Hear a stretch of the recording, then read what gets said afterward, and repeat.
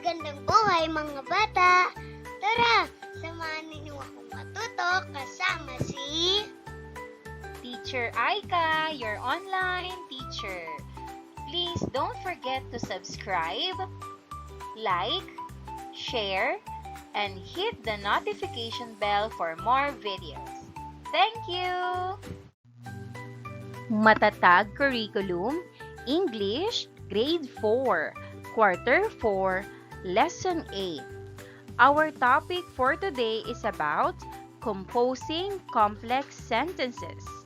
This is Teacher Aika, your online teacher. Let's start! Learning competency. Compose appropriate sentences for clarity and coherence. Produce text with introduction, body, and conclusion in conveying ideas, using introduction, body, and conclusion. Lesson objectives. Use accurate subordinating conjunctions to write coherent clauses in complex sentences. Write an informational science text with introduction, body, and conclusion. Day 1. Short review. Activity number 1. Can you find the subordinators? Subordinating conjunctions are connecting words that show time, place, or cause-effect relationship. Locate and underline these connecting words in the following sentences. Number 1. Coral reefs are popular to tourists because of their beauty. The subordinating conjunction is because. Number 2. People look at them while snorkeling and diving. The subordinating conjunction is and. Number 3. Coral reefs are fragile because corals need warm, sunlit water to live. The subordinating conjunction is because. Number 4. Reefs could become extinct if temperatures continue to rise. The subordinating conjunction is if. Number 5. If temperatures keep rising, we will see bleaching on most reefs around the world. The subordinating conjunction is if.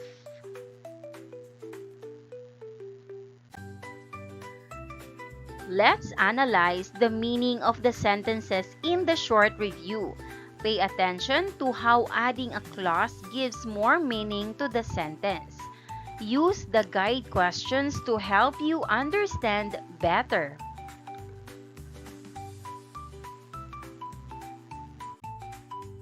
Number 1. Coral reefs are popular to tourists because of their beauty. What happens when we add another part in the sentence? How does the idea change? Coral reefs are popular to tourists plus because of their beauty. The added part explains why coral reefs attract tourists. Now, think of other possible reasons and change the dependent clause based on your ideas.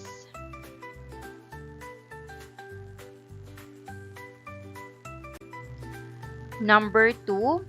People look at them while snorkeling and diving. What happens when we add another part in the sentence? How does the idea change? People look at them plus while snorkeling and diving. The added part explains how people observe coral reefs. Now, think of other ways people look at corals and change the dependent clause based on your ideas.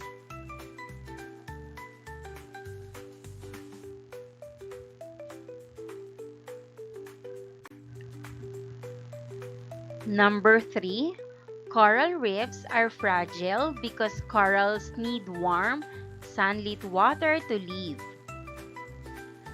What happens when we add another part in the sentence? How does the idea change? Coral reefs are fragile, plus because corals need warm, sunlit water to live. The added part explains why coral reefs are fragile. Now, think of other reasons why coral reefs are delicate and change the dependent clause based on your ideas. Number 4, reefs could become extinct if temperatures continue to rise. What happens when we add another part in the sentence? How does the idea change? Reefs could become extinct, plus if temperatures continue to rise. The added part explains the condition that could lead to the extinction of reefs. Now, think of other possible causes and change the dependent clause based on your ideas.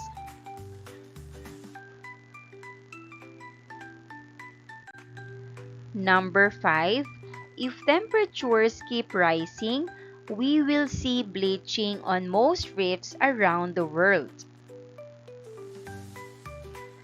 What happens when we add another part in the sentence? How does the idea change? We will see bleaching on most reefs around the world, plus if temperatures keep rising. The added part explains the condition that will cause bleaching. Now, think of other possible causes and change the dependent clause based on your ideas.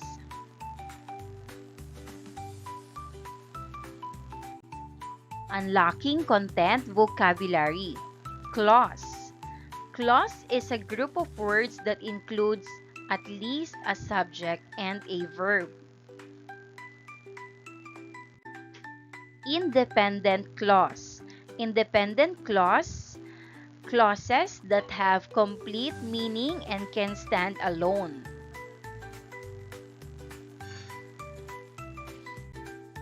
Dependent clause, clauses that have incomplete meaning and cannot stand alone.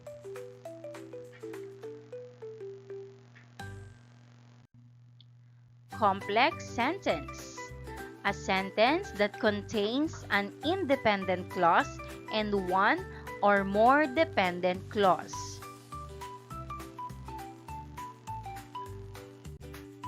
Subordinators.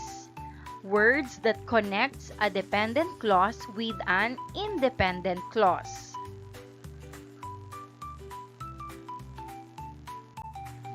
Activity number 2.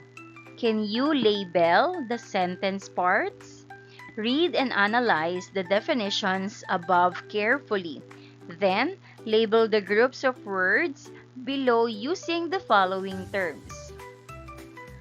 Here are the choices: independent clause, subordinator, dependent clause, and complex sentence.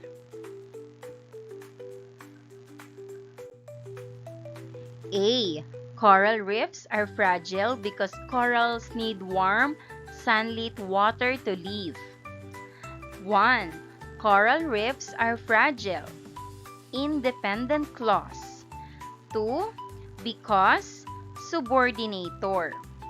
3. Because corals need warm, sunlit water to live. Dependent clause.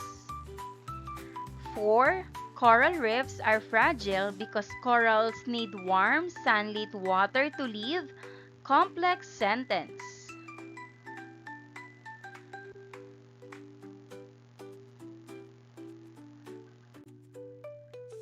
B. If temperatures keep rising, we will see bleaching on most reefs around the world. 1. If subordinator. 2. We will see bleaching on most reefs around the world. Independent clause. 3. If temperatures keep rising, dependent clause. 4. If temperatures keep rising, we will see bleaching on most reefs around the world. Complex sentence.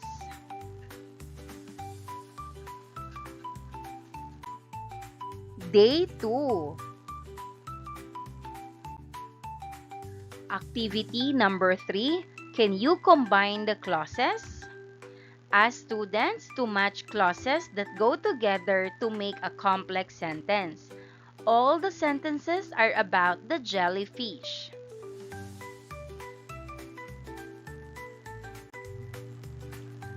First part. Jellyfish have roamed the seas. Many jellyfish have bioluminescent organs. If jellyfish want to move, jellyfish tentacles sting their prey. Most stings occur. Second part, which emit blue or green light before they eat them. Before dinosaurs existed, when people accidentally touch a jellyfish, they can simply drift along with the ocean's current. Let us answer. Jellyfish have roamed the seas before dinosaurs existed. Many jellyfish have bioluminescent organs which emit blue or green light. If jellyfish want to move, they can simply drift along with the ocean's current. Jellyfish tentacles sting their prey before they eat them. Most stings occur when people accidentally touch a jellyfish.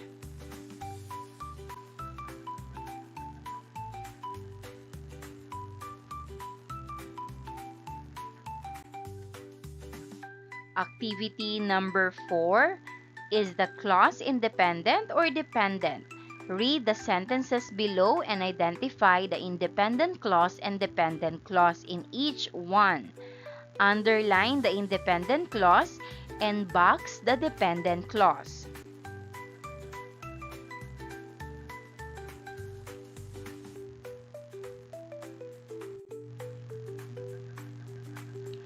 A.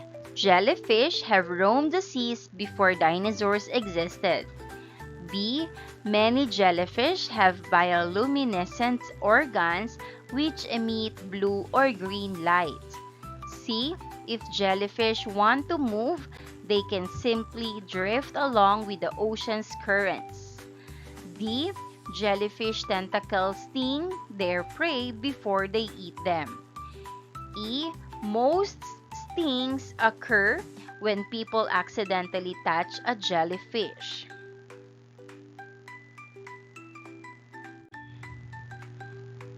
Let us answer. A. Jellyfish have roamed the seas. Independent clause. Before dinosaurs existed, dependent clause. B. Many jellyfish have bioluminescent organs. Independent clause, which emit blue or green light. Dependent clause. C. If jellyfish want to move, Dependent clause. They can simply drift along with the ocean's currents. Independent clause. D. Jellyfish tentacles sting their prey. Independent clause. Before they eat them. Dependent clause.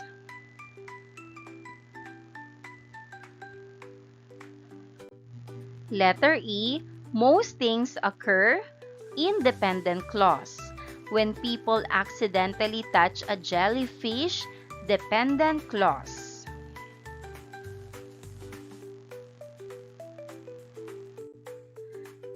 Now, let's talk about subordinators and their meanings.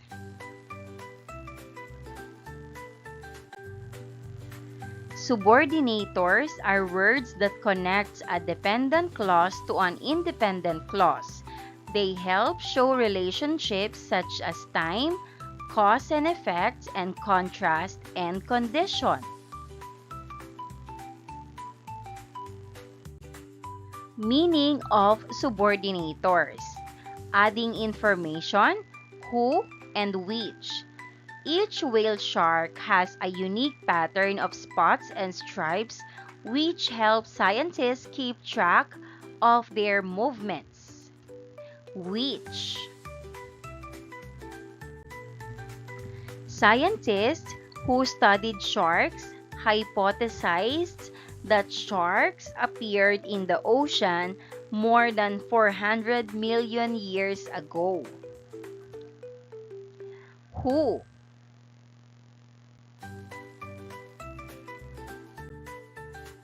Condition, if. Whale sharks will become extinct if people continue to hunt and sell them as food. If. Contrast, though and although.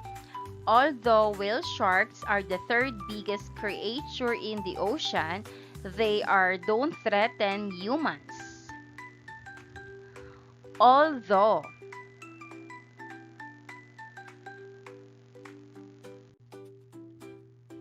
Humans fear sharks, though there are not too many shark attacks. Though.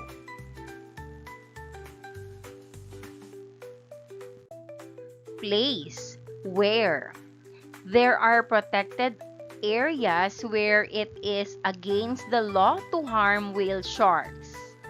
Where.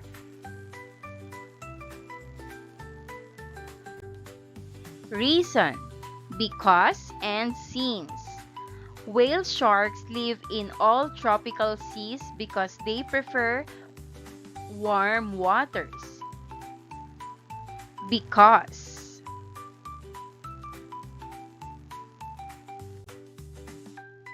Most sharks can see well in dark lighted areas since they have fantastic night vision.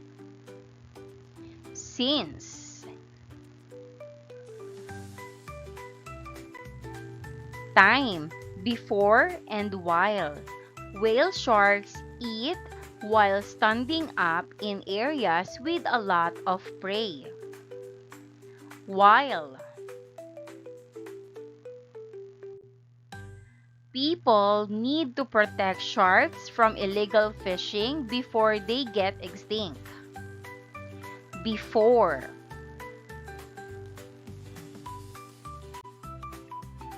Activity number 5. Supply the correct subordinator. Choose from the list of subordinators in the box. Here are the subordinators. Because, if, where, which, and though. Number 1. One of the world's hotspots for sharks in the Philippine seas, where 200 species of sharks live. Number 2. Shark populations worldwide decrease because of overfishing and illegal fishing. Number 3. Millions of sharks are killed every year for their fins, which are made into soup and eaten. Number 4, shark conservation will be a success if people work together in protecting them.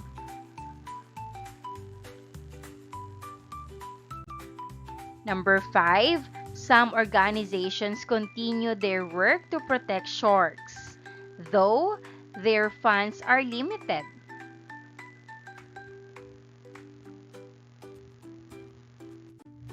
Day 3.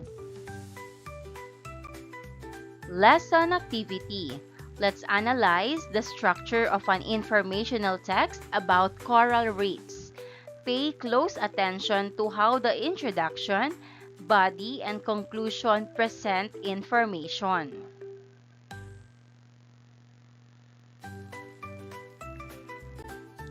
The Battle of Coral Reefs. 1. Coral reefs are large underwater structures which are made up of skeletons of tiny animals. 2. They are used as homes by many sea and ocean creatures. 3. They are mostly found in the deep sea around oceanic islands. 4. Sadly, coral reefs around the world are in danger. 5. If we do not do something to protect them, they will be destroyed.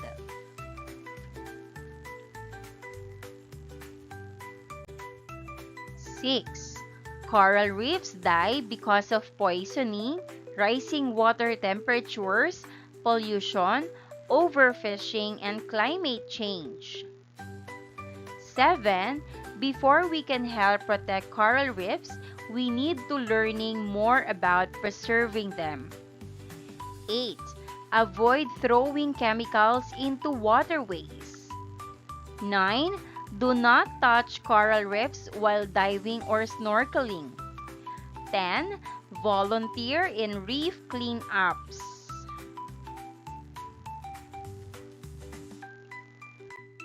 11. Half of the world's coral reefs have died in the last 30 years. 12. We need to do our part to conserve these reefs since they are vital to the life of our main bodies of water. 13. Coral reefs are alive and play one of the most important parts in our ecosystem. 14. We should try to prevent their extinction and protect them at all costs. Step 1. Read for meaning. Guide students by checking comprehension. The following questions may be asked. A. Read the title. Why is the text titled The Battle of Coral Reefs? B. How are coral reefs described in the text? What is the most interesting information about coral reefs did you get? C. Why do we need to protect coral reefs?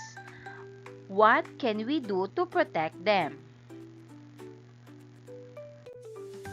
Step 2. Read for text structure. Guide the students in analyzing the purpose and details in the 3 parts of the informational text: introduction, body, and conclusion. The following questions may be asked. A. Paragraph 1 is the introduction where the central idea of the text is presented. The central idea tells what the text is about. Can you identify which sentences express the central idea? The answer is sentences 4 and 5.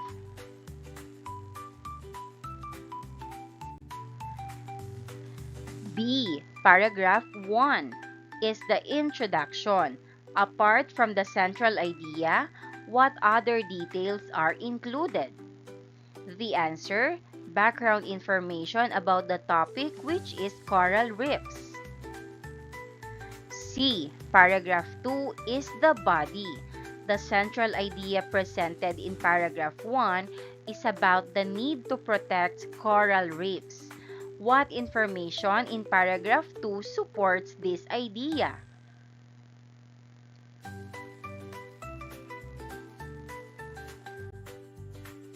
D.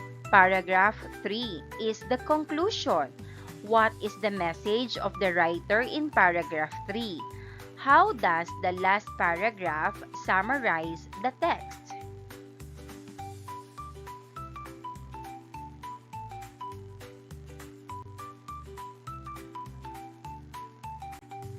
Step 3. Notice grammar. Guide students in noticing the structure of complex sentences in the text. Have them analyze the following sentences by identifying the independent clause, dependent clause, and subordinator. A. Coral reefs are large underwater structures which are made up of skeletons of tiny animals. B. If we do not do something to protect them, they will be destroyed. C. Coral reefs die because of poisoning, rising water temperatures, pollution, overfishing, and climate change. D. Before we can help protect coral reefs, we need to learning more about preserving them. E. Avoid throwing chemicals into waterways.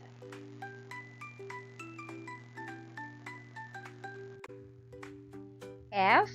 Do not touch coral reefs while diving or snorkeling. G. We need to do our part to conserve these reefs since they are vital to the life of our main bodies of water.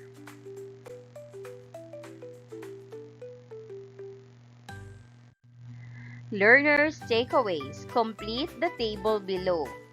I can statements. First, I can identify independent clauses. Second, I can identify dependent clauses. Third, I know the meaning and use of subordinators in combining clauses. Fourth, I can write complex sentences. Fifth, I know the details that must be in the introduction, body, and conclusion of an informational text.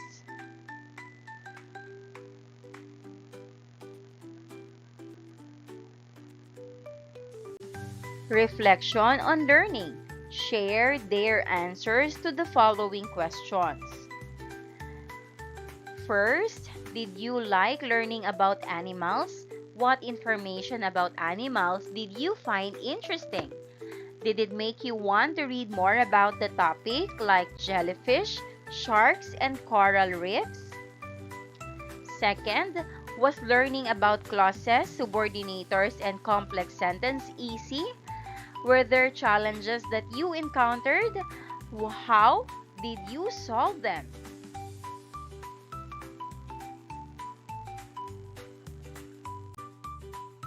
Day 4.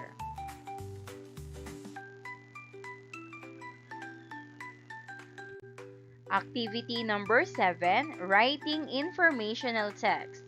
Write a 3-paragraph informational text with an introduction, body, and conclusion using complex sentences.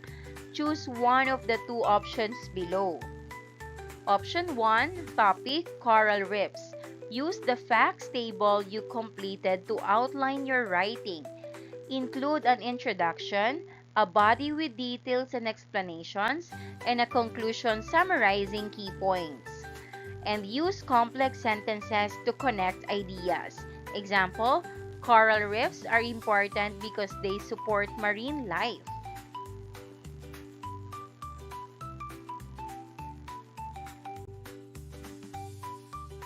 Option 2, topic, endangered species. Use the inquiry chart to research and organize information. Explain what the species is, why it is endangered, and how we can help protect it. Write in 3 paragraphs, making sure to use complex sentences. Example, if deforestation continues, many animals will lose their homes. Here's the table that you need to use. Good luck!